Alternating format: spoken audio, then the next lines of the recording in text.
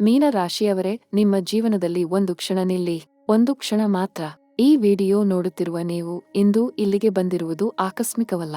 ಇದು ನಿಮ್ಮ ನಕ್ಷತ್ರಗಳ ಕರೆ, ಇದು ನಿಮ್ಮ ಗ್ರಹಗಳ ಸಂದೇಶ, ಇದು ಆ ಮೇಲಿನ ಶಕ್ತಿ ನಿಮಗೆ ಕಳುಹಿಸಿರುವ ಒಂದು ಅಪರೂಪದ ಸೂಚನೆ. ಏಕೆಂದರೆ ನೀವು ತುಂಬಾ ದಿನಗಳಿಂದ ಕಾಯುತ್ತಿದ್ದೀರಿ, ತುಂಬಾ ದಿನಗಳಿಂದ ಹೋರಾಡುತ್ತಿದ್ದೀರಿ, ತುಂಬಾ ದಿನಗಳಿಂದ ಮನಸ್ಸಿನಲ್ಲಿ ಒಂದು ಪ್ರಶ್ನೆ ಇದೆ: ಯಾವಾಗ ಬದಲಾಗುತ್ತದೆ ನನ್ನ ಜೀವನ?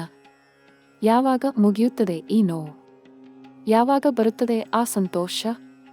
ಇಂದು ಆ ಉತ್ತರ ನಿಮಗೆ ಸಿಗಲಿದೆ. ಇಂದು ಆ ರಹಸ್ಯ ತೆರೆದುಕೊಳ್ಳಲಿದೆ. ಏಕೆಂದರೆ ಆಕಾಶದಲ್ಲಿ ಗ್ರಹಗಳು ಇಂದು ಒಂದು ಅದ್ಭುತವಾದ ಸ್ಥಾನದಲ್ಲಿ ನಿಂತಿವೆ. ಅದು ಮೀನ ರಾಶಿಯ ಜನರಿಗೆ ಮಾತ್ರ ಸಿಗುವ ಒಂದು ವಿಶೇಷ ಅವಕಾಶ. ಹಾಗಾಗಿ ಈ ವಿಡಿಯೋ ಪೂರ್ತಿ ನೋಡಿ, ಒಂದು ಕ್ಷಣವೂ ತಪ್ಪಿಸಿಕೊಳ್ಳಬೇಡಿ. ಏಕೆಂದರೆ ಇಲ್ಲಿ ಹೇಳಲಿರುವ ಪ್ರತಿ ಮಾತು ನಿಮ್ಮ ಜೀವನದ ಒಂದು ಹೊಸ ಅಧ್ಯಾಯವನ್ನು ತೆರೆಯಲಿದೆ. ಮೀನ ರಾಶಿ ಎಂದರೆ ಅದು ಸಾಮಾನ್ಯ ರಾಶಿಯಲ್ಲ. ಮೀನ ರಾಶಿ ಎಂದರೆ ಅದು ಬ್ರಹ್ಮಾಂಡದ ಕೊನೆಯ ರಾಶಿ. ಅದು ಎಲ್ಲ ರಾಶಿಗಳ ಭಾವನೆಗಳನ್ನು ತನ್ನ ಒಡಲಲ್ಲಿ ಇಟ್ಟುಕೊಂಡಿರುವ ರಾಶಿ.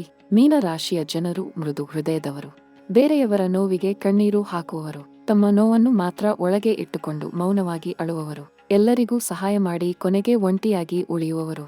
ಹೀಗೆ ಇದುವರೆಗೂ ನೀವು ಬದುಕಿದ್ದೀರಿ. ಆದರೆ ಇನ್ನು ಮುಂದೆ ಹಾಗಾಗುವುದಿಲ್ಲ. ಇನ್ನು ಮುಂದೆ ಆ ಮೇಲಿನ ಶಕ್ತಿ ನಿಮ್ಮ ಪರ ನಿಲ್ಲಲಿದೆ. ಇನ್ನು ಮುಂದೆ ನೀವು ಕೊಟ್ಟ ಪ್ರೀತಿ, ನೀವು ಮಾಡಿದ ತ್ಯಾಗ, ನೀವು ಸಹಿಸಿದ ನೋವು, ಎಲ್ಲದಕ್ಕೂ ಉತ್ತರ ಬರಲಿದೆ. ಅದು ನಿಮಗೆ ಗೊತ್ತಿಲ್ಲದ ರೀತಿಯಲ್ಲಿ ಬರಲಿದೆ. ಅದು ನೀವು ನಿರೀಕ್ಷಿಸದ ದಿಕ್ಕಿನಿಂದ ಬರಲಿದೆ. ಆದರೆ ಬರುತ್ತದೆ, ಖಂಡಿತ ಬರುತ್ತದೆ. ಇದು ಕೇವಲ ಮಾತಲ್ಲ, ಇದಕ್ಕೆ ಗ್ರಹ ಸ್ಥಿತಿ ಸಾಕ್ಷಿ ಇದೆ. ಆಕಾಶದಲ್ಲಿ ನಡೆಯುತ್ತಿರುವ ಗ್ರಹ ಸಂಚಾರ ಇದಕ್ಕೆ ಸಾಕ್ಷಿ ಇದೆ. ಗುರು ಗ್ರಹ ತನ್ನ ಸ್ಥಾನ ಬದಲಾಯಿಸುತ್ತಿದೆ. ಅದು ಮೀನ ರಾಶಿಯ ಮೇಲೆ ತನ್ನ ದಿವ್ಯ ದೃಷ್ಟಿ ಬೀರುತ್ತಿದೆ. ಗುರು ಎಂದರೆ ಗ್ರಹಗಳ ರಾಜ, ಗುರು ಎಂದರೆ ಭಾಗ್ಯದ ದೇವತೆ, ಗುರು ಎಂದರೆ ಬೃಹಸ್ಪತಿ. ಆ ಶಕ್ತಿ ಇಂದು ನಿಮ್ಮ ಜೀವನದ ಕಡೆ ತಿರುಗಿ ನೋಡುತ್ತಿದೆ. ಅದು ನಿಮ್ಮ 3ನೆಯ ಭಾವದಲ್ಲಿ ನಿಂತು ನಿಮಗೆ ಧೈರ್ಯ ಕೊಡುತ್ತಿದೆ. ಅದು ನಿಮ್ಮ 6ನೆಯ ಭಾವದ ಮೇಲೆ ದೃಷ್ಟಿ ಹಾಯಿಸಿ ನಿಮ್ಮ ಶತ್ರುಗಳನ್ನು ನಿಯಂತ್ರಿಸುತ್ತಿದೆ. ಅದು ನಿಮ್ಮ 9ನೆಯ ಭಾವದ ಮೇಲೆ ನೋಟ ಬೀರಿ ನಿಮ್ಮ ಭಾಗ್ಯದ ಬಾಗಿಲು ತೆರೆಯಲಿದೆ. ಇಷ್ಟು ದಿನ ಮುಚ್ಚಿದ್ದ ಆ ಭಾಗ್ಯದ ಬಾಗಿಲು ಇನ್ನು ಮುಂದೆ ತೆರೆಯಲಿದೆ. ಅದು ಒಂದೇ ಒಂದು ಕ್ಷಣದಲ್ಲಿ ತೆರೆಯಲಿದೆ. ಆ ಕ್ಷಣ ಯಾವಾಗ ಬರುತ್ತದೆ ಎಂದು ತಿಳಿದುಕೊಳ್ಳಲು ಈ ವಿಡಿಯೋ ಮುಂದೆ ನೋಡಿ. ಶನಿ ಗ್ರಹದ ಕುರಿತು ಮಾತನಾಡದೆ ಮೀನ ರಾಶಿಯ ಕತೆ ಪೂರ್ಣವಾಗುವುದಿಲ್ಲ. ಶನಿ ಎಂದರೆ ಕೆಲವರಿಗೆ ಭಯ, ಶನಿ ಎಂದರೆ ಕೆಲವರಿಗೆ ಕಷ್ಟ. ಆದರೆ ಶನಿ ಎಂದರೆ ನ್ಯಾಯದ ದೇವತೆ. ಶನಿ ಎಂದರೆ ಕರ್ಮದ ಫಲ ಕೊಡುವ ಗ್ರಹ. ನೀವು ಒಳ್ಳೆಯವರಾಗಿದ್ದರೆ, ನೀವು ಪ್ರಾಮಾಣಿಕವಾಗಿ ದುಡಿದಿದ್ದರೆ, ನೀವು ಮನಸ್ಸಿನಿಂದ ಶುದ್ಧವಾಗಿದ್ದರೆ ಶನಿ ನಿಮ್ಮ ಮಿತ್ರ. ಮೀನ ರಾಶಿಗೆ ಶನಿ ಈಗ ಒಂದು ವಿಶೇಷ ಸ್ಥಾನದಲ್ಲಿ ಸಂಚರಿಸುತ್ತಿದ್ದಾನೆ. ಅವನು ನಿಮ್ಮ ಜೀವನದಲ್ಲಿ ಇಷ್ಟು ದಿನ ಮಾಡಿದ ಪರೀಕ್ಷೆ ಮುಗಿಯುತ್ತಿದೆ. ಅವನು ನಿಮ್ಮನ್ನು ಇಷ್ಟು ದಿನ ಬೆಂದ ಬಂಗಾರದಂತೆ ಪರೀಕ್ಷಿಸಿದ. ಆ ಪರೀಕ್ಷೆಯಲ್ಲಿ ನೀವು ಗೆದ್ದಿದ್ದೀರಿ. ಆ ಪರೀಕ್ಷೆಯ ಫಲ ಈಗ ಬರಲಿದೆ. ಅದು ಸಣ್ಣ ಫಲವಲ್ಲ, ಅದು ದೊಡ್ಡ ಫಲ. ಅದು ಜೀವನ ಬದಲಾಯಿಸುವ ಫಲ. ಇನ್ನು ರಾಹು ಮತ್ತು ಕೇತು ಕುರಿತು ಕೇಳಿ. ರಾಹು ಮತ್ತು ಕೇತು ಎಂದರೆ ನೆರಳಿನ ಗ್ರಹಗಳು. ಅವು ಕಾಣದ ಶಕ್ತಿಯಿಂದ ಕೆಲಸ ಮಾಡುತ್ತವೆ. ರಾಹು ಈಗ ಮೀನ ರಾಶಿಗೆ ಒಂದು ವಿಶೇಷ ಸ್ಥಾನದಲ್ಲಿ ಸಂಚರಿಸುತ್ತಿದೆ. ಅದು ನಿಮ್ಮ ಜೀವನದಲ್ಲಿ ಒಂದು ಅಚ್ಚರಿಯ ತಿರುವು ತರಲಿದೆ. ಅದು ನಿಮಗೆ ನಿರೀಕ್ಷಿಸದ ಅವಕಾಶ ತರಲಿದೆ. ಅದು ನಿಮ್ಮ ವಿದೇಶ ಯೋಗವನ್ನು ಬಲಪಡಿಸಲಿದೆ. ಅದು ನಿಮ್ಮ ವೃತ್ತಿಯಲ್ಲಿ ಒಂದು ದೊಡ್ಡ ಬದಲಾವಣೆ ತರಲಿದೆ. ಕೇತು ಮೀನ ರಾಶಿಗೆ ಆಧ್ಯಾತ್ಮಿಕ ಶಕ್ತಿ ತುಂಬುತ್ತಿದೆ. ಕೇತು ನಿಮ್ಮ ಹಿಂದಿನ ಕರ್ಮದ ಲೆಕ್ಕ ತೀರಿಸಿ ನಿಮ್ಮನ್ನು ಮುಕ್ತಗೊಳಿಸಲಿದೆ. ಇವೆಲ್ಲ ಒಟ್ಟಾಗಿ ಒಂದೇ ಸಮಯದಲ್ಲಿ ನಡೆಯುತ್ತಿದೆ. ಇಂತಹ ಗ್ರಹ ಸ್ಥಿತಿ 150 ಆಂಡಗಳ ನಂತರ ಬರುತ್ತಿದೆ. ಇದು ಅಪರೂಪ. ಇದು ಮೀನ ರಾಶಿಗೆ ಮಾತ್ರ ದೊರೆತಿರುವ ವಿಶೇಷ ಶಕ್ತಿ. ಈ ಶಕ್ತಿಯನ್ನು ಸದುಪಯೋಗ ಮಾಡಿಕೊಳ್ಳಿ. அடுத்த 15 ದಿನಗಳಲ್ಲಿ ನಿಮ್ಮ ಜೀವನದಲ್ಲಿ ಏನು ನಡೆಯಲಿದೆ ಎಂದು ತಿಳಿಯಲು ನೀವು ತಯಾರಿದ್ದೀರಾ? அடுத்த 30 ದಿನಗಳ ಕತೆ ಕೇಳಲು ನೀವು ಸಿದ್ಧರಿದ್ದೀರಾ? ಮನಸ್ಸನ್ನು ಶಾಂತವಾಗಿ ಮಾಡಿ. ಆ ಮೇಲಿನ ಶಕ್ತಿಯನ್ನು ಒಮ್ಮೆ ನಿಮ್ಮ ಮನಸ್ಸಿನಲ್ಲಿ ಸ್ಮರಿಸಿ. ಕಣ್ಣು ಮುಚ್ಚಿ ಒಂದು ಕ್ಷಣ ಉಸಿರು ತೆಗೆದುಕೊಳ್ಳಿ. ಏಕೆಂದರೆ ಮುಂದೆ ಹೇಳಲಿರುವ ಮಾತುಗಳು ನಿಮ್ಮ ಹೃದಯಕ್ಕೆ ನೇರವಾಗಿ ತಲುಪಲಿವೆ. ಅವು ನಿಮ್ಮ ಜೀವನದ ಪ್ರತಿ ಕ್ಷೇತ್ರದ ಕುರಿತು ಮಾತನಾಡಲಿವೆ.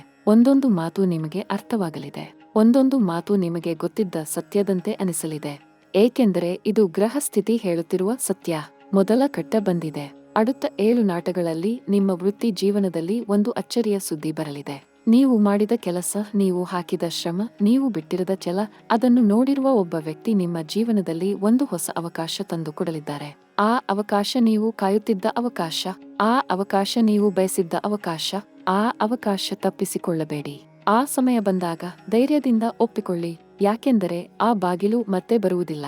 ಗ್ರಹ ಸ್ಥಿತಿ ತೆರೆದ ಬಾಗಿಲು ಒಂದೇ ಒಂದು ಬಾರಿ ತೆರೆಯುತ್ತದೆ. ಆ ಬಾಗಿಲಲ್ಲಿ ಹೋಗಿ ನಿಮ್ಮ ಭವಿಷ್ಯ ರೂಪಿಸಿಕೊಳ್ಳಿ. ಇರಲಿ, அடுத்த 7 ನಾಟಗಳಲ್ಲಿ ಮಾತ್ರ ಒಂದು ಅವಕಾಶ ಬರುವುದಿಲ್ಲ. 3 ದೊಡ್ಡ ಬದಲಾವಣೆಗಳು ಬರಲಿವೆ. ಮೊದಲ ಕಟ್ಟ ವೃತ್ತಿ ಮತ್ತು ಕೆಲಸದ ಕ್ಷೇತ್ರದಲ್ಲಿ, ಎರಡನೆಯ ಕಟ್ಟ ಸಂಬಂಧ ಮತ್ತು ಪ್ರೀತಿಯ ಕ್ಷೇತ್ರದಲ್ಲಿ, ಮೂರನೆಯ ಕಟ್ಟ ಹಣ ಮತ್ತು ಆರ್ಥಿಕ ಕ್ಷೇತ್ರದಲ್ಲಿ. ಈ 3 ಕ್ಷೇತ್ರಗಳಲ್ಲಿ ಒಟ್ಟಿಗೆ ಬದಲಾವಣೆ ಬರುತ್ತದೆ ಎಂದರೆ ನೀವು ಅರ್ಥ ಮಾಡಿಕೊಳ್ಳಬಹುದು ಇದು ಎಂತಹ ಶಕ್ತಿಶಾಲಿ ಕಾಲ ಎಂದು. ಇದು ನಿಮ್ಮ ಜೀವನದ ಮಹಾ ತಿರುವು. ಈ ತಿರುವನ್ನು ಸರಿಯಾಗಿ ತೆಗೆದುಕೊಂಡರೆ ನಿಮ್ಮ ಜೀವನ ಹೊಸ ದಿಕ್ಕಿನಲ್ಲಿ ಹೋಗಲಿದೆ. ಸರಿಯಾಗಿ ತೆಗೆದುಕೊಳ್ಳದಿದ್ದರೆ ಅವಕಾಶ ಕೈತಪ್ಪಲಿದೆ. ಹಾಗಾಗಿ ಎಚ್ಚರದಿಂದ ಇರಿ. ಈಗ ಮಾತನಾಡೋಣ ನಿಮ್ಮ ವೃತ್ತಿ ಮತ್ತು ವ್ಯಾಪಾರದ ಕುರಿತು. ಮೀನ ರಾಶಿಯವರೇ, ನೀವು ಇಷ್ಟು ದಿನ ನಿಮ್ಮ ಕೆಲಸದಲ್ಲಿ ತುಂಬಾ ಸಂಘರ್ಷ ಅನುಭವಿಸಿದ್ದೀರಿ. ಬಡ್ತಿ ಬರಬೇಕಿತ್ತು, ಬಂದಿಲ್ಲ. ಸಂಬಳ ಏರಬೇಕಿತ್ತು, ಏರಿಲ್ಲ. ನಿಮ್ಮ ಕೆಲಸ ಬೇರೆಯವರ ಹೆಸರಲ್ಲಿ ಹೋಯಿತು. ನಿಮ್ಮ ಪ್ರಯತ್ನ ಯಾರ ಕಣ್ಣಿಗೂ ಬೀಳಲಿಲ್ಲ. ಇದು ನಿಮ್ಮ ತಪ್ಪಲ್ಲ. ಇದು ಆ ಕಾಲದ ಗ್ರಹ ಸ್ಥಿತಿ. ಆದರೆ ಈಗ ಆ ಕಾಲ ಬದಲಾಗಿದೆ. ಈಗ ಗ್ರಹ ಸ್ಥಿತಿ ನಿಮ್ಮ ಪರ ಬದಲಾಗಿದೆ. அடுத்த 30 ದಿನಗಳಲ್ಲಿ ನಿಮ್ಮ ವೃತ್ತಿಯಲ್ಲಿ ಒಂದು ದೊಡ್ಡ ಸಂತೋಷ ಬರಲಿದೆ. ನೀವು ಮಾಡಿದ ಕೆಲಸ ಮೇಲಧಿಕಾರಿಗಳ ಕಣ್ಣಿಗೆ ಬೀಳಲಿದೆ. ನಿಮ್ಮ ಪ್ರತಿಭೆ ಗುರುತಿಸಲ್ಪಡಲಿದೆ. ನಿಮ್ಮ ಶ್ರಮಕ್ಕೆ ಬೆಲೆ ಬರಲಿದೆ. ಇದನ್ನು ಕೇಳಿ ನಿಮ್ಮ ಮನಸ್ಸಿಗೆ ಖುಷಿ ಆಗುತ್ತಿದೆಯಲ್ಲ? ಅದು ಸಹಜ. ಏಕೆಂದರೆ ಇದು ನಿಮಗೆ ಅರ್ಹತೆ ಇರುವ ಫಲ. ವ್ಯಾಪಾರ ಮಾಡುತ್ತಿರುವ ಮೀನ ರಾಶಿಯ ಸ್ನೇಹಿತರಿಗೂ ಒಂದು ಮಾತು ಹೇಳಬೇಕು. ನೀವು ಇಷ್ಟು ದಿನ ಅನುಭವಿಸಿದ ಆರ್ಥಿಕ ಒತ್ತಡ ಇನ್ನೂ ಕಡಿಮೆಯಾಗಲಿದೆ. ನಿಮ್ಮ ವ್ಯಾಪಾರದಲ್ಲಿ ಹೊಸ ಗ್ರಾಹಕರು ಬರಲಿದ್ದಾರೆ. ಹೊಸ ಒಡಂಬಡಿಕೆ ಆಗಲಿದೆ. ಹೊಸ ಆದಾಯ ಮಾರ್ಗ ತೆರೆಯಲಿದೆ. ಇಷ್ಟು ದಿನ ನಿಲ್ಲಿಸಿದ್ದ ಯೋಜನೆ ಮತ್ತೆ ಶುರು ಆಗಲಿದೆ. ಒಂದು ಕೆಲಸ ಮಾಡಿ, ನಿಮ್ಮ ವ್ಯಾಪಾರ ಸ್ಥಳದ ಪ್ರವೇಶ ದ್ವಾರದಲ್ಲಿ ಮಂಗಳವಾರ ಒಂದು ತುಪ್ಪದ ದೀಪ ಹಚ್ಚಿ. ಅದು ಲಕ್ಷ್ಮೀ ದೇವಿಯ ಆಶೀರ್ವಾದ ಕರೆಯಲಿದೆ. ಇದು ಸಣ್ಣ ಪರಿಹಾರ, ಆದರೆ ಫಲ ದೊಡ್ಡದು. ಈಗ ಮಾತನಾಡೋಣ ಹಣ ಮತ್ತು ಆರ್ಥಿಕ ವಿಷಯದ ಕುರಿತು. ಮೀನ ರಾಶಿಯ ಅನೇಕ ಜನರಿಗೆ ಹಣದ ಸಮಸ್ಯೆ ಇದ್ದೇ ಇರುತ್ತದೆ. ಬರುತ್ತದೆ, ಆದರೆ ಉಳಿಯುವುದಿಲ್ಲ. ದುಡಿಯುತ್ತಾರೆ, ಆದರೆ ಸಾಲ ತೀರುವುದಿಲ್ಲ. ಇದೆಲ್ಲ ಏಕೆ ಆಗುತ್ತದೆ ಎಂದು ಗೊತ್ತಾ? ಏಕೆಂದರೆ ನಿಮ್ಮ ಕಾಲದ ಗ್ರಹ ಸ್ಥಿತಿ ಹಾಗಿತ್ತು. ನಿಮ್ಮ 2ನೆಯ ಭಾವ ಮತ್ತು 11ನೆಯ ಭಾವ ಇಷ್ಟು ದಿನ ದುರ್ಬಲವಾಗಿತ್ತು. ಆದರೆ ಈಗ ಗ್ರಹ ಸ್ಥಿತಿ ಬದಲಾಗಿದೆ. ಈಗ ಆ ಭಾವಗಳು ಬಲಗೊಳ್ಳುತ್ತಿವೆ. அடுத்த ಕಟ್ಟದಲ್ಲಿ ನಿಮ್ಮ ಬಳಿ ಹಣ ಉಳಿಯಲಾರಂಭಿಸಲಿದೆ. ಸಾಲ ಕಡಿಮೆ ಆಗಲಾರಂಭಿಸಲಿದೆ. ಯಾರಾದರೂ ಕೊಡಬೇಕಿದ್ದ ಹಣ ವಾಪಸ್ ಬರಲಿದೆ. ನೀವು ನಿರೀಕ್ಷಿಸದ ಒಂದು ಆರ್ಥಿಕ ಸಹಾಯ ಬರಲಿದೆ. ಅದು ಯಾವ ರೂಪದಲ್ಲಿ ಬರುತ್ತದೆ ಎಂದು ಇಂದೇ ನಿರ್ಧಾರ ಮಾಡಲು ಆಗುವುದಿಲ್ಲ. ಆದರೆ ಬರುತ್ತದೆ ಎಂದು ಗ್ರಹ ಸ್ಥಿತಿ ಹೇಳುತ್ತಿದೆ. 100% ನಡೆಯಲಿದೆ ಈ ಆರ್ಥಿಕ ಬದಲಾವಣೆ. ಪ್ರೀತಿ ಮತ್ತು ಸಂಬಂಧದ ಕುರಿತು ಮಾತನಾಡುವ ಸಮಯ ಬಂದಿದೆ. ಮೀನ ರಾಶಿಯವರು ಪ್ರೀತಿಯಲ್ಲಿ ತುಂಬಾ ಪ್ರಾಮಾಣಿಕರು. ನೀವು ಪ್ರೀತಿಸಿದರೆ ಮನಪೂರ್ವಕವಾಗಿ ಪ್ರೀತಿಸುತ್ತೀರಿ. ನೀವು ನಂಬಿದರೆ ಸಂಪೂರ್ಣವಾಗಿ ನಂಬುತ್ತೀರಿ. ಆದರೆ ಈ ಪ್ರಾಮಾಣಿಕತೆಯ ಕಾರಣದಿಂದ ನಿಮಗೆ ಅನೇಕ ಬಾರಿ ನೋವು ಸಿಕ್ಕಿದೆ. ಅನೇಕ ಬಾರಿ ಮೋಸ ಆಗಿದೆ. ಅನೇಕ ಬಾರಿ ಪ್ರೀತಿ ಕೊಟ್ಟು ಒಂಟಿಯಾಗಿ ಉಳಿದಿದ್ದೀರಿ. ಆದರೆ ಈ ಕಟ್ಟದಲ್ಲಿ ಅದು ಬದಲಾಗಲಿದೆ. ನಿಮ್ಮ ಜೀವನದಲ್ಲಿ ನಿಜವಾದ ಪ್ರೀತಿ ಬರಲಿದೆ. ಅದು ಒಂದು ಹೊಸ ಸಂಬಂಧದ ರೂಪದಲ್ಲಿ ಬರಬಹುದು, ಅಥವಾ ಇರುವ ಸಂಬಂಧ ಮತ್ತಷ್ಟು ಗಾಢವಾಗಬಹುದು. ಇಷ್ಟು ದಿನ ತಪ್ಪು ಅರ್ಥ ಮಾಡಿಕೊಂಡಿದ್ದ ಜನ ನಿಮ್ಮ ಬಳಿ ಕ್ಷಮೆ ಕೇಳಲಿದ್ದಾರೆ. ಇಷ್ಟು ದಿನ ದೂರ ಇದ್ದ ಮನಸ್ಸು ಹತ್ತಿರ ಬರಲಿದೆ. ಇದು ಭಾವನಾತ್ಮಕ ಗುಣಮುಖದ ಕಾಲ. ಮದುವೆ ವಿಷಯದಲ್ಲಿ ಕಾಯುತ್ತಿರುವ ಮೀನ ರಾಶಿಯ ಜನರಿಗೆ ಒಂದು ಶುಭ ಸುದ್ದಿ ಇದೆ. ಇಷ್ಟು ದಿನ ನಡೆಯದ ಮದುವೆ ಚರ್ಚೆ ಈಗ ನಡೆಯಲಿದೆ. ಇಷ್ಟು ದಿನ ನಿಂತ ಮದುವೆ ಪ್ರಕ್ರಿಯೆ ಮುಂದೆ ಹೋಗಲಿದೆ. ಸರಿಯಾದ ಸಂಗಾತಿ ಸಿಗಲಿದ್ದಾರೆ. ಅವರ ಸ್ವಭಾವ ನಿಮ್ಮ ಸ್ವಭಾವಕ್ಕೆ ಹೊಂದಾಣಿಕೆ ಆಗಲಿದೆ. ಅವರ ಮನಸ್ಸು ನಿಮ್ಮ ಮನಸ್ಸಿಗೆ ಸಾಥಿ ಆಗಲಿದೆ. ಇದು ಮದುವೆಯಾಗಿರುವ ಮೀನ ರಾಶಿಯ ಜನರಿಗೂ ಒಳ್ಳೆಯ ಕಾಲ. ನಿಮ್ಮ ದಾಂಪತ್ಯ ಜೀವನದಲ್ಲಿ ಇಷ್ಟು ದಿನ ಇದ್ದ ಮನಸ್ತಾಪ ಕರಗಲಿದೆ. ಇಷ್ಟು ದಿನ ಇದ್ದ ಅಂತರ ಮುಚ್ಚಲಿದೆ. ಒಂದು ಹೊಸ ಆರಂಭ ನಿಮ್ಮ ಸಂಸಾರದಲ್ಲಿ ಆಗಲಿದೆ. ಕುಟುಂಬದ ವಿಷಯಕ್ಕೆ ಬರೋಣ. ಮೀನ ರಾಶಿಯ ಜನರು ಕುಟುಂಬಕ್ಕಾಗಿ ತುಂಬಾ ತ್ಯಾಗ ಮಾಡಿದ್ದೀರಿ. ನಿಮ್ಮ ಕನಸು ಬಿಟ್ಟು ಕುಟುಂಬಕ್ಕಾಗಿ ದುಡಿದಿದ್ದೀರಿ. ನಿಮ್ಮ ಸಂತೋಷ ಬಿಟ್ಟು ಮನೆಯವರ ಸಂತೋಷಕ್ಕಾಗಿ ಬದುಕಿದ್ದೀರಿ. ಆ ತ್ಯಾಗಕ್ಕ ಈಗ ಫಲ ಸಿಗಲಿದೆ. ಕುಟುಂಬದಲ್ಲಿ ಒಂದು ಸಂತೋಷದ ಸುದ್ದಿ ಬರಲಿದೆ. ಮನೆಯ ಒಬ್ಬ ಹಿರಿಯರ ಆಶೀರ್ವಾದ ನಿಮಗೆ ಸಿಗಲಿದೆ. ಅದು ನಿಮ್ಮ ಜೀವನದ ದಿಕ್ಕು ಬದಲಾಯಿಸಲಿದೆ. ಕುಟುಂಬದಲ್ಲಿ ಇದ್ದ ತಕರಾರು ಬಗೆಹರಿಯಲಿದೆ. ಬಹಳ ದಿನಗಳಿಂದ ಮಾತನಾಡದ ಒಬ್ಬ ಸಂಬಂಧಿ ನಿಮಗೆ ಕರೆ ಮಾಡಲಿದ್ದಾರೆ. ಆ ಕರೆ ನಿಮ್ಮ ಮನಸ್ಸಿಗೆ ನೆಮ್ಮದಿ ತರಲಿದೆ. ಆರೋಗ್ಯದ ಕುರಿತು ಒಂದು ಮುಖ್ಯ ಮಾತು ಹೇಳಬೇಕು. ಮೀನ ರಾಶಿಯ ಜನರು ಮನಸ್ಸಿನ ಒತ್ತಡದಿಂದ ತುಂಬಾ ಕಷ್ಟ ಅನುಭವಿಸುತ್ತಾರೆ. ಚಿಂತೆ ಮಾಡುತ್ತೀರಿ, ನಿದ್ದೆ ಬರುವುದಿಲ್ಲ. ಏನೋ ಭಯ, ಏನೋ ಆತಂಕ ಯಾವಾಗಲೂ ಇರುತ್ತದೆ. ಇದನ್ನು ಕಡಿಮೆ ಮಾಡಿಕೊಳ್ಳಿ. அடுத்த ಕಟ್ಟದಲ್ಲಿ ನಿಮ್ಮ ಆರೋಗ್ಯ ಸ್ಥಿರವಾಗಲಿದೆ. ಆದರೆ ನೀರಿನ ಕಡೆ ಜಾಗ್ರತೆ ವಹಿಸಿ. ಅತಿಯಾದ ಆಯಾಸ ಬೇಡ. ಸಮಯಕ್ಕೆ ಊಟ ಮಾಡಿ. ಪ್ರತಿದಿನ ಬೆಳಿಗ್ಗೆ ಸೂರ್ಯನ ಕಡೆ ನಿಂತು 5 ನಿಮಿಷ ಮೌನವಾಗಿ ಧ್ಯಾನ ಮಾಡಿ. ಆ ಸೂರ್ಯನ ಶಕ್ತಿ ನಿಮ್ಮ ದೇಹ ಮತ್ತು ಮನಸ್ಸಿಗೆ ಹೊಸ ಚೈತನ್ಯ ತರಲಿದೆ. ವಿದ್ಯಾಭ್ಯಾಸ ಮಾಡುತ್ತಿರುವ ಮೀನ ರಾಶಿಯ ವಿದ್ಯಾರ್ಥಿಗಳೇ, ನಿಮಗೂ ಒಂದು ಶುಭ ಸಂದೇಶ ಇದೆ. ಇಷ್ಟು ದಿನ ಓದಿನಲ್ಲಿ ಮನಸ್ಸು ನಿಲ್ಲದ ಕಾರಣ ಚಿಂತೆ ಮಾಡುತ್ತಿದ್ದೀರಿ. അടുത്ത ಘಟ್ಟದಲ್ಲಿ ಆ ಸಮಸ್ಯೆ ಕಡಿಮೆ ಆಗಲಿದೆ. ಮನಸ್ಸು ಓದಿನ ಕಡೆ ಕೇಂದ್ರೀಕೃತ ಆಗಲಿದೆ. ಒಂದು ಒಳ್ಳೆಯ ಸ್ಕಾಲರ್ಶಿಪ್ ಅಥವಾ ಪ್ರಶಸ್ತಿ ಬರಲಿದೆ. ನೀವು ಬಯಸಿದ ಶಿಕ್ಷಣ ಸಂಸ್ಥೆಯಿಂದ ಒಂದು ಒಳ್ಳೆಯ ಸುದ್ದಿ ಬರಲಿದೆ. ವಿದೇಶದಲ್ಲಿ ಓದಲು ಬಯಸುತ್ತಿರುವ ವಿದ್ಯಾರ್ಥಿಗಳಿಗೆ ವಿಶೇಷವಾಗಿ ಹೇಳಬಯಸುತ್ತೇನೆ, ಈ ಘಟ್ಟ ನಿಮ್ಮ ವಿದೇಶ ಕನಸಿಗೆ ಹೊಸ ಶಕ್ತಿ ಕೊಡಲಿದೆ. ವಿದೇಶ ಯೋಗದ ಕುರಿತು ಒಂದು ಮುಖ್ಯ ಮಾತು. ಮೀನ ರಾಶಿಗೆ ಈ ಘಟ್ಟದಲ್ಲಿ ವಿದೇಶ ಯೋಗ ಬಲವಾಗಿದೆ. ರಾಹು ಗ್ರಹದ ಪ್ರಭಾವ ಮತ್ತು ಗುರು ಗ್ರಹದ ದೃಷ್ಟಿ ಒಟ್ಟಾಗಿ ವಿದೇಶ ಯೋಗ ತರುತ್ತಿದೆ. ವಿದೇಶದಲ್ಲಿ ಉದ್ಯೋಗ ಹುಡುಕುತ್ತಿರುವವರಿಗೆ ಒಂದು ಒಳ್ಳೆಯ ಅವಕಾಶ ಬರಲಿದೆ. ವಿದೇಶ ಪ್ರಯಾಣ ಮಾಡಬೇಕೆಂದಿರುವವರ ಅಡೆತಡೆ ನೀಗಲಿದೆ. ವಿದೇಶದಲ್ಲಿ ಇರುವ ಸಂಬಂಧಿಕರ ಮೂಲಕ ಒಂದು ಹೊಸ ಸಂಪರ್ಕ ಸಿಗಲಿದೆ. ಈ ಅವಕಾಶ ತಪ್ಪಿಸಿಕೊಳ್ಳಬೇಡಿ. ಆದರೆ ಜೀವನ ಎಲ್ಲ ಒಳ್ಳೆಯದು ಮಾತ್ರ ಇಲ್ಲ. ಕೆಲವು ಸವಾಲುಗಳು ಇವೆ, ಕೆಲವು ಅಡೆತಡೆಗಳು ಇವೆ. ಅದನ್ನು ಕೂಡ ಮುಚ್ಚಿಡದೆ ನಿಮ್ಮ ಮುಂದೆ ಇಡಬೇಕು. ಮೀನ ರಾಶಿಯ ಜನರಿಗೆ ಈ ಘಟ್ಟದಲ್ಲಿ ಶತ್ರುಗಳ ಕಾಟ ಹೆಚ್ಚಾಗಬಹುದು. ಕಣ್ಣಿಗೆ ಕಾಣದ ಶತ್ರು, ಬೆನ್ನ ಹಿಂದೆ ಮಾತನಾಡುವ ಜನ, ನಿಮ್ಮ ಒಳ್ಳೆಯದನ್ನು ಸಹಿಸಲಾಗದ ಜನ, ಅವರ ಬಗ್ಗೆ ಜಾಗ್ರತೆ ವಹಿಸಿ. ನಿಮ್ಮ ವೈಯಕ್ತಿಕ ವಿಷಯ ಯಾರ ಜೊತೆಯೂ ಹಂಚಿಕೊಳ್ಳಬೇಡಿ. ನಿಮ್ಮ ಯೋಜನೆ ಯಶಸ್ವಿ ಆಗುವ ತನಕ ಮೌನವಾಗಿರಿ. ಮೌನ ಮೀನ ರಾಶಿಯ ಅತ್ಯಂತ ದೊಡ್ಡ ಶಕ್ತಿ. ಮಾತು ಕಡಿಮೆ, ಕೆಲಸ ಜಾಸ್ತಿ ಇದೆ ನಿಮ್ಮ ಈ ಘಟ್ಟದ ಮಂತ್ರ. ಯಾರಾದರೂ ನಿಮ್ಮನ್ನು ಪ್ರಚೋದಿಸಲು ಬಂದರೆ ಪ್ರತಿಕ್ರಿಯಿಸಬೇಡಿ. ಯಾರಾದರೂ ನಿಮ್ಮ ಬಗ್ಗೆ ಕೆಟ್ಟದಾಗಿ ಮಾತನಾಡಿದರೆ ಅದನ್ನು ಕೇಳಿ ಮುಂದೆ ಹೋಗಿ. ಏಕೆಂದರೆ ಗ್ರಹ ಸ್ಥಿತಿ ನಿಮ್ಮ ಪರ ಇದೆ. ನಿಮ್ಮ ಶತ್ರುಗಳಿಗೆ ಉತ್ತರ ಕೊಡುವ ಕೆಲಸ ಗ್ರಹಗಳೇ ಮಾಡಲಿವೆ. ನೀವು ಮೌನವಾಗಿ ನಿಮ್ಮ ಕೆಲಸ ಮಾಡಿ, ಫಲ ತಂತಾನೇ ಬರಲಿದೆ. ಇನ್ನು ಮಾತನಾಡೋಣ ಆಧ್ಯಾತ್ಮಿಕ ಬೆಳವಣಿಗೆಯ ಕುರಿತು. ಮೀನ ರಾಶಿ ಎಂದರೆ ಆಧ್ಯಾತ್ಮಿಕ ರಾಶಿ. ಮೀನ ರಾಶಿಯ ಜನರಿಗೆ ದೇವರ ಮೇಲೆ ಅಪಾರ ನಂಬಿಕೆ ಇರುತ್ತದೆ. ಮನಸ್ಸು ಕಷ್ಟದಲ್ಲಿ ಇದ್ದಾಗ ದೇವರ ಮೊರೆ ಹೋಗುತ್ತೀರಿ. ಆ ನಂಬಿಕೆ ನಿಮ್ಮ ದೊಡ್ಡ ಆಸ್ತಿ. ಈ ಘಟ್ಟದಲ್ಲಿ ಆ ಆಧ್ಯಾತ್ಮಿಕ ಶಕ್ತಿ ಮತ್ತಷ್ಟು ಹೆಚ್ಚಾಗಲಿದೆ.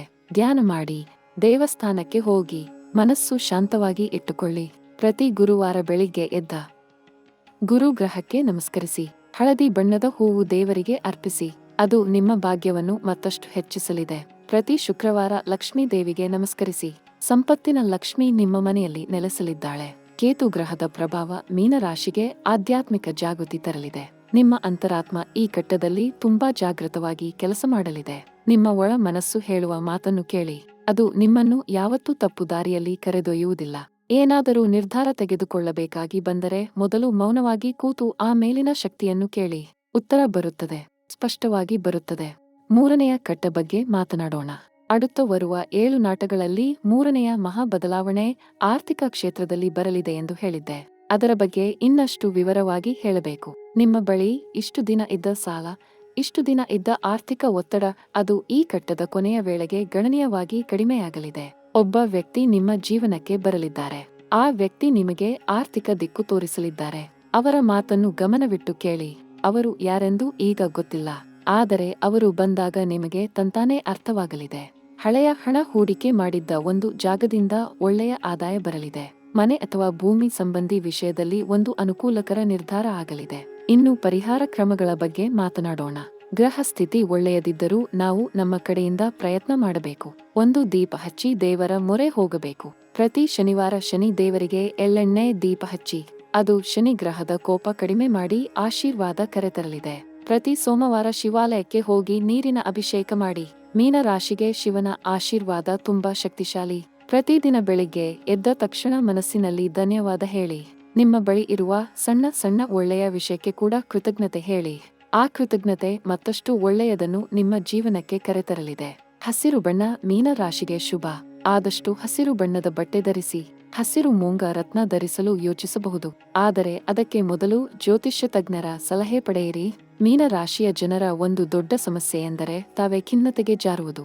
ಯಾರಾದರೂ ಒಂದು ಕೆಟ್ಟ ಮಾತು ಹೇಳಿದರೆ ದಿನಗಟ್ಟಲೆ ಮನಸ್ಸಿನಲ್ಲಿ ಇಟ್ಟುಕೊಂಡು ಒಳಗೊಳಗೆ ನೋಯುತ್ತೀರಿ. ಅದನ್ನು ಬೇಡಿ, ಮನಸ್ಸನ್ನು ಹಗುರ ಮಾಡಿ. ಯಾರ ಮಾತು ನಿಮ್ಮ ಗ್ರಹ ಸ್ಥಿತಿ ಬದಲಾಯಿಸಲಾರದು, ಯಾರ ದ್ವೇಷವೂ ನಿಮ್ಮ ಭಾಗ್ಯ ತಡೆಯಲಾರದು. ದೇವರು ನಿಮ್ಮ ಜೊತೆ ಇದ್ದಾನೆ. ಗ್ರಹಗಳು ನಿಮ್ಮ ಪರ ಕೆಲಸ ಮಾಡುತ್ತಿವೆ. ನೀವು ಮುಂದೆ ನಡೆಯಿರಿ, ಹಿಂದೆ ತಿರುಗಿ ನೋಡಬೇಡಿ. ಒಂದು ಮಾತು ಹೇಳಬೇಕು, ಮೀನ ರಾಶಿಯ ಜನರಿಗೆ ಈ ಘಟ್ಟದಲ್ಲಿ ಕೆಲವು ಗೌಪ್ಯ ಅಪಾಯಗಳು ಇವೆ. ಕೆಲವು ಜನ ನಿಮ್ಮ ನಂಬಿಕೆ ಬಳಸಿಕೊಂಡು ನಿಮಗೆ ಹಾನಿ ಮಾಡಲು ಪ್ರಯತ್ನಿಸಬಹುದು. ಯಾರಾದರೂ ಹಣ ಸಾಲ ಕೇಳಿದರೆ ಈ ಘಟ್ಟದಲ್ಲಿ ತುಂಬಾ ಯೋಚಿಸಿ ಕೊಡಿ. ಯಾರಾದರೂ ಅತಿ ಬೇಗ ನಿಮ್ಮ ಹತ್ತಿರ ಆಗಲು ಪ್ರಯತ್ನಿಸಿದರೆ ಸ್ವಲ್ಪ ಅನುಮಾನದಿಂದ ನೋಡಿ. ಇದು ಅಪನಂಬಿಕೆ ಅಲ್ಲ, ಇದು ಜಾಣ್ಮೆ. ಗ್ರಹ ಸ್ಥಿತಿ ಒಳ್ಳೆಯ ಅವಕಾಶ ತರುವಾಗ ಕೆಟ್ಟ ಶಕ್ತಿಗಳು ಎಚ್ಚರಗೊಳ್ಳುತ್ತವೆ. ಹಾಗಾಗಿ ಎಚ್ಚರದಿಂದ ಇರಿ. ಈ ಘಟ್ಟದಲ್ಲಿ ಮೀನರಾಶಿಗೆ ಒಂದು ಅಪರೂಪದ ಶಕ್ತಿ ದೊರೆತಿದೆ. ಅದೆಂದರೆ ಒಳ ಅರಿವಿನ ಶಕ್ತಿ. ನಿಮ್ಮ ಅಂತಃಪ್ರೇರಣೆ ಈ ಘಟ್ಟದಲ್ಲಿ ತುಂಬಾ ತೀಕ್ಷ್ಣವಾಗಿರಲಿದೆ. ಯಾವ ನಿರ್ಧಾರ ಸರಿ, ಯಾವ ನಿರ್ಧಾರ ತಪ್ಪು ಎಂದು ನಿಮಗೆ ತಂತಾನೇ ಅರಿವಾಗಲಿದೆ. ಆ ಅರಿವನ್ನು ನಂಬಿ ಮನಸ್ಸು ಹೇಳಿದ ಮಾತನ್ನು ನಡೆಸಿ. ಅದು ನಿಮ್ಮನ್ನು ಸರಿಯಾದ ದಾರಿಗೆ ಕರೆದೊಯ್ಯಲಿದೆ. ಯಾವ ಸಂದರ್ಭದಲ್ಲೂ ನಿಮ್ಮ ಮನಸ್ಸಾಕ್ಷಿಗೆ ವಿರುದ್ಧ ನಡೆಯಬೇಡಿ. ಅದೇ ನಿಮ್ಮ ದೇವರ ಧ್ವನಿ. ಮೀನರಾಶಿಯ ಪ್ರಿಯ ಜನರೇ, ನೀವು ಇಷ್ಟು ದಿನ ಅನೇಕ ರಾತ್ರಿ ಒಂಟಿಯಾಗಿ ಕಣ್ಣೀರು ಸುರಿಸಿದ್ದೀರಿ. ಯಾರಿಗೂ ತೋರಿಸಿಕೊಳ್ಳದೆ ಒಳಗೊಳಗೆ ಅತ್ತಿದ್ದೀರಿ. ಪ್ರತಿ ಬೆಳಿಗ್ಗೆ ಎದ್ದು ಮತ್ತೆ ಮುಖದ ಮೇಲೆ ನಗು ತಂದುಕೊಂಡು ಜಗತ್ತಿಗೆ ತೋರಿಸಿದ್ದೀರಿ. ಆ ಧೈರ್ಯ ಸಣ್ಣದಲ್ಲ. ಆ ಹೋರಾಟ ವ್ಯರ್ಥ ಆಗಿಲ್ಲ. ಆ ಕಣ್ಣೀರಿನ ಪ್ರತಿ ಹನಿಯನ್ನು ದೇವರು ಎಣಿಸಿ ಇಟ್ಟಿದ್ದಾನೆ. ಅದಕ್ಕೆ ಈಗ ಫಲ ಕೊಡಲು ಸಿದ್ಧನಾಗಿದ್ದಾನೆ. ಆ ಕಣ್ಣೀರಿನ ನಂತರ ಬರುವ ಸಂತೋಷ ಬೇರೆ ರೀತಿಯ ಸಂತೋಷ. ಅದು ಸ್ಥಾಯಿ ಸಂತೋಷ. ಅದು ದೀರ್ಘಕಾಲ ನಿಲ್ಲುವ ಸಂತೋಷ. ಆ ಸಂತೋಷ ನಿಮ್ಮ ಜೀವನದಲ್ಲಿ ಬರಲಿದೆ. ಅದು ನಿಮ್ಮದೇ ಆಗಲಿದೆ. ಅದನ್ನು ಯಾರೂ ಕಿತ್ತುಕೊಳ್ಳಲಾಗುವುದಿಲ್ಲ. ಒಂದು ಮಾತನ್ನು ಮನಸ್ಸಿನಲ್ಲಿ ಇಟ್ಟುಕೊಳ್ಳಿ. ಕಷ್ಟ ಬಂದಾಗ ದೇವರನ್ನು ಪ್ರಶ್ನಿಸಬೇಡಿ. ಏಕೆಂದರೆ ಕಷ್ಟ ಅನ್ನುವುದು ದೇವರು ನಿಮ್ಮನ್ನು ಬಲಗೊಳಿಸುವ ವಿಧಾನ. ಬೆಂಕಿಯಲ್ಲಿ ಕಾಯಿಸಿದ ಬಂಗಾರ ಹೆಚ್ಚು ಶುದ್ಧ ಆಗುತ್ತದೆ. ನೀವು ಆ ಬಂಗಾರ, ಈ ಕಷ್ಟ ಆ ಬೆಂಕಿ. ಇನ್ನು ಮುಂದೆ ನೀವು ಶುದ್ಧ ಬಂಗಾರದಂತೆ ಹೊಳೆಯಲಿದ್ದೀರಿ. ಇನ್ನು ಮುಂದೆ ನಿಮ್ಮ ಜೀವನ ಹೊಸ ಬೆಳಕಿನಲ್ಲಿ ಮಿಂಚಲಿದೆ. ಅದಕ್ಕಾಗಿ ತಯಾರಾಗಿ. ಅಡುತ್ತ ಕಟ್ಟ ಬರಲಿದೆ. ಅದು ಇನ್ನೂ ದೊಡ್ಡ ಬದಲಾವಣೆ ತರಲಿದೆ. ಅದರ ಕುರಿತು ಮುಂದಿನ ಒಂದು ವಿಶೇಷ ವಿಡಿಯೋ ಬರಲಿದೆ. ಮೀನ ರಾಶಿಯ ಜನರ ಜೀವನದಲ್ಲಿ ಬರಲಿರುವ ಒಂದು ಮಹಾ ಅದ್ಭುತದ ಕತೆ ಅದರಲ್ಲಿ ಇರುತ್ತದೆ. ಆ ವಿಡಿಯೋ ನೋಡದಿದ್ದರೆ ಒಂದು ಮುಖ್ಯ ಸಂದೇಶ ತಪ್ಪಿ ಹೋಗಲಿದೆ. ಹಾಗಾಗಿ ಈ ಚಾನೆಲ್ ಅನ್ನು ನಿಮ್ಮ ಮನಸ್ಸಿನಲ್ಲಿ ಇಟ್ಟುಕೊಳ್ಳಿ. ನಿಮ್ಮ ಪ್ರಿಯರ ಜೊತೆ ಈ ವಿಡಿಯೋ ಹಂಚಿಕೊಳ್ಳಿ. ಮೀನ ರಾಶಿಯ ಒಬ್ಬ ಸ್ನೇಹಿತರಿಗೆ ಈ ವಿಡಿಯೋ ತಲುಪಿಸಿ. ಅವರ ಜೀವನದಲ್ಲೂ ಒಳ್ಳೆಯದಾಗಲಿ ಎಂಬ ಹಾರೈಕೆ ನಿಮ್ಮ ಕಡೆಯಿಂದ ಹೋಗಲಿ. ಮೀನ ರಾಶಿಯ ಪ್ರಿಯ ಸ್ನೇಹಿತರೆ, ಈ ವಿಡಿಯೋ ನೋಡಿದ ಪ್ರತಿಕ್ಷಣ ಮೌಲ್ಯಯುತ. ನೀವು ಇಲ್ಲಿ ಕಳೆದ ಸಮಯ ವ್ಯರ್ಥ ಆಗಿಲ್ಲ. ಈ ಮಾತುಗಳು ನಿಮ್ಮ ಮನಸ್ಸಿನಲ್ಲಿ ಉಳಿಯಲಿ. ಈ ಶಕ್ತಿ ನಿಮ್ಮ ಜೀವನದಲ್ಲಿ ಕೆಲಸ ಮಾಡಲಿ. ನೀವು ಬಯಸಿದ ಎಲ್ಲ ಒಳ್ಳೆಯದು ನಿಮಗೆ ಸಿಗಲಿ. ನೀವು ಕಂಡ ಕನಸು ನನಸಾಗಲಿ. ನೀವು ಮಾಡಿದ ಪ್ರಾರ್ಥನೆ ಈಡೇರಲಿ. ನಿಮ್ಮ ಮನೆಯಲ್ಲಿ ನಗು ತುಂಬಲಿ. ನಿಮ್ಮ ಜೀವನದಲ್ಲಿ ಸಮೃದ್ಧಿ ತುಂಬಲಿ. ನಿಮ್ಮ ಆರೋಗ್ಯ ಉತ್ತಮವಾಗಿರಲಿ. ನಿಮ್ಮ ಸಂಬಂಧಗಳಲ್ಲಿ ಪ್ರೀತಿ ತುಂಬಲಿ. ನೀವು ಎಲ್ಲ ಕಷ್ಟಗಳನ್ನು ದಾಟಿ ಗೆಲ್ಲಲಿ. ಆ ಮೇಲಿನ ದೇವರ ಆಶೀರ್ವಾದ ನಿಮ್ಮ ಮೇಲೆ, ನಿಮ್ಮ ಕುಟುಂಬದ ಮೇಲೆ, ನಿಮ್ಮ ಪ್ರೀತಿ ಪಾತ್ರರ ಮೇಲೆ ಸದಾ ಇರಲಿ. ನಮಸ್ಕಾರ.